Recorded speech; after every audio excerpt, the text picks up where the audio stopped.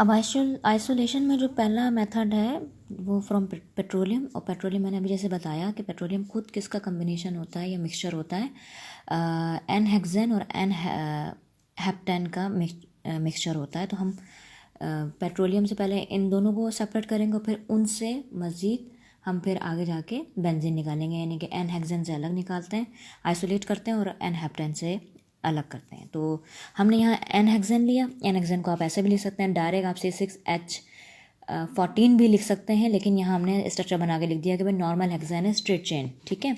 और 480 से 550 सेंटीग्रेड और विनेडियम पेंटॉक्साइड कैटलिस्ट की मौजूदगी में 150 से 300 पाउंड्स पर स्क्वायर इंचेस प्रेशर के ऊपर हम इसे जब हीट करेंगे तो पहले साइक्लो हेक्सेन बनेगा और 1 मोल हाइड्रोजन जो है वो इवॉल्व हो जाएगी, खारिज हो जाएगी।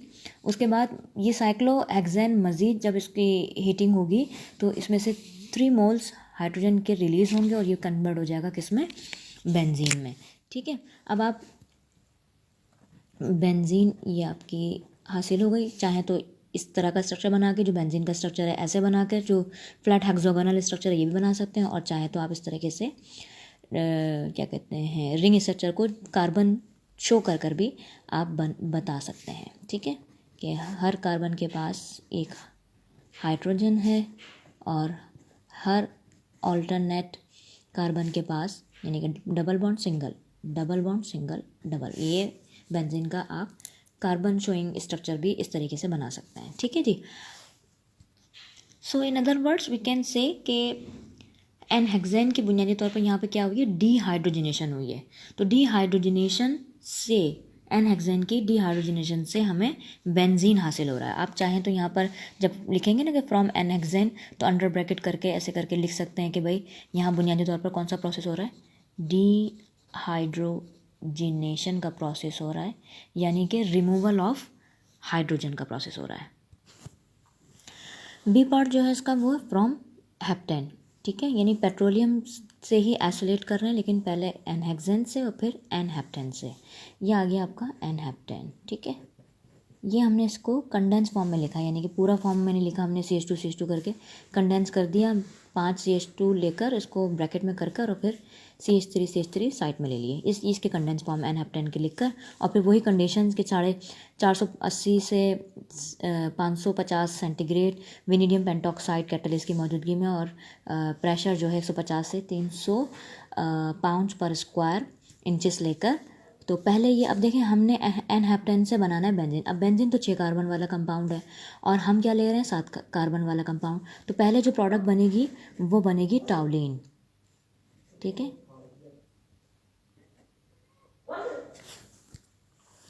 टाउलिन बनना यानी कि जो बना है और उसके नतीजे में साथ में 4 मोल हाइड्रोजन के रिलीज हैं। तो जो पहला स्टेप हुआ है वो बुनियादी तौर पर हुआ है क्या, डीहाइड्रोजिनेशन अगेन, ठीक है। अच्छा, अब ये टॉलिन, क्योंकि इसमें से अब हमें ये जो ऊपर ये जो CH3 ग्रुप लगा हुआ है, यानी मिथाइल जो लगा हुआ है, इसको हमें हटाना है। तो उसको हटाने के लिए हम क्या करेंगे, इस टाउलिन की रिडक्शन करवा देंगे, ठीक है। और रिडक्शन कराने के लिए हमें हाइड्रोजन इस्तेमाल करना पड़ेगा, ठीक है, ताकि ये मिथाइल इस हाइड्रोजन को लेकर मीथेन बनकर यहाँ से निकल जाए, ठीक है। तो रिडक्शन कराने के लिए हमें तकरीबन 580 से 760 सेंटीग्रेड इस्तेमाल, यानी इतने उसके ऊपर हीटिंग होगी। और जो कैटलिस्ट यहाँ पर हम इस्तेमाल करेंगे वो है कोबाल्ट मोलिब्डेनम, ठीक है, कोबाल्ट मोलिब्डेनम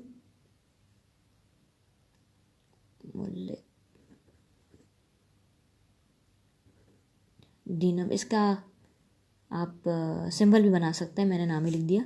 मोलिब्डेनम का MO भी लिख सकते हैं, ठीक है। कोबाल्ट मोलिब्डेनम अपने कैटलिस्ट इस्तेमाल करना है, तो वो क्या करेगा, ये कंडीशंस यानी इतना टेम्परेचर इस कैटलिस्ट की मौजूदगी में, हाइड्रोजन की मौजूदगी में ये मिथाइल रिड्यूस हो जाएगा और साथ में ये आपका बेंजीन आपको मिल जाएगा। तो ये जो बेंजीन हमें टॉलिन से हासिल हुई है, भी by the process of reduction हासिल हुई है, ठीक है।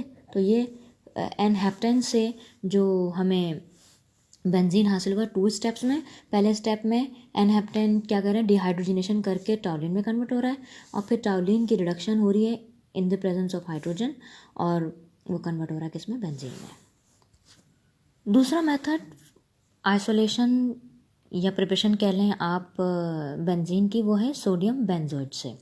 सोडियम बेंजोइड बेसिकली एक बेंजीन का ईस्टर सॉल्ट है, ठीक है।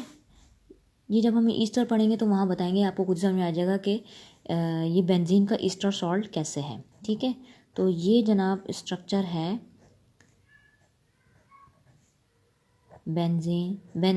सोडियम बेंजोइड का, ठीक है जी।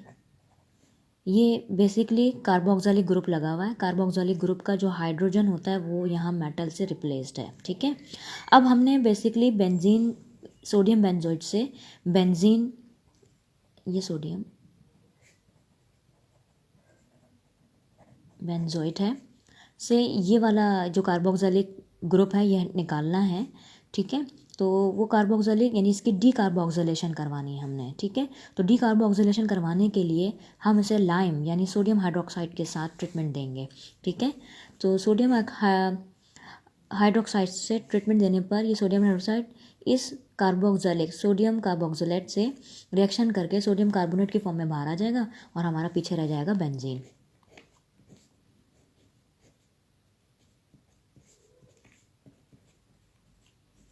ये सोडियम कार्बोनेट बन के आ गया। तो बुनियादी तौर पर सोडियम बेंजोइड की यहाँ पर क्या हुई है, डी कार्बो ऑक्सीलेशन, यानी कि जो कार्बोक्सिलिक ग्रुप है इसमें से, ये समझ लें डेरिवेटिव कार्बोक्सिलिक ग्रुप है, यहाँ इसमें से हाइड्रोजन की जगह पे सोडियम मेटल लगी हुई है, ठीक है। तो उसको रिलीज़ करने के लिए, इसकी डी कार्बोक्सिलेशन करवाने के लिए हमें इसको लाइम यानी सोडियम हाइड्रोक्साइड इस बेस के साथ ट्रीटमेंट दी हमने। तो ये कार्बोक्सिलिक ग्रुप इसमें से सेपरेट हो गया और सोडियम कार्बोनेट बनकर बाहर आ गया और आपका बेंजीन आपको हासिल हो गया। Third and the last method जिससे हम बेंजीन को हासिल करते हैं वो है फ्रॉम एसिटिलीन, ठीक है। एसिटिलीन से भी बेंजीन हासिल होता है, ठीक है। ये एसिटिलीन इसका कॉमन नेम है, यू नो दैट कि इथाइन इसका आईयूपीएसी नेम है। अब इथाइन क्या है, 2 कार्बन वाला कंपाउंड है। तो इथाइन के हमने क्या ले लिए, 3 मालिक्यूल ले लिए, एक मालिक्यूल ये, दूसरा ये और तीसरा। बड़ी ज़बरदस्त और ऑर्गेनो निकल कैटलिस्ट की मौजूदगी में ये हो रहा है, ये रिएक्शन होगा। बस क्या होगा कि ऑर्गेनो निकल कैटलिस्ट की मौजूदगी में हम इस कंपाउंड को हीट करेंगे और इसके जो पाई बॉन्ड्स हैं वो इस तरीके से अरेंज हो जाएंगे कि बेंजीन वजूद में आ जाएगी। अब वो देखिएगा, बड़ा इंटरेस्टिंग है, ठीक है। ये एक मालिक्यूल है एथाइन का, ठीक है। इसका ये ट्रिपल बॉन्ड इन 2 कार्बन्स के दरमियान में शिफ्ट होगा। इस मालिक्यूल का, ये दूसरा मिथाइन का मालिक्यूल है, इसका ट्रिपल बॉन्ड इन 2 कार्बन के दरमियान में शिफ्ट हो जाएगा और ये जो तीसरा मालिक्यूल है इनका ट्रिपल बॉन्ड ये इन 2 कार्बन्स के दरमियान में शिफ्ट हो जाएगा। तो जिसके नतीजे में आपको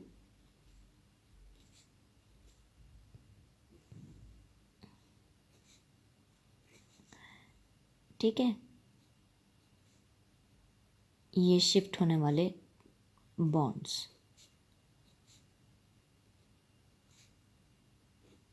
ठीक, सबके पास एक एक हाइड्रोजन तो ऑलरेडी थी ही।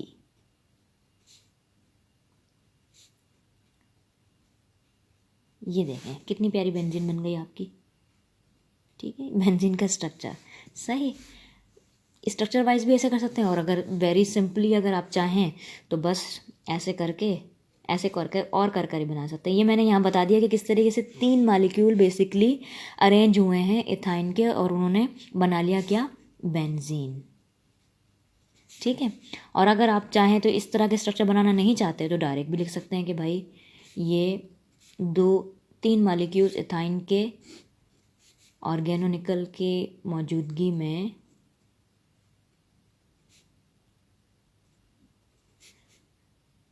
कन्वर्ट हो गए किस में, बेंजीन में।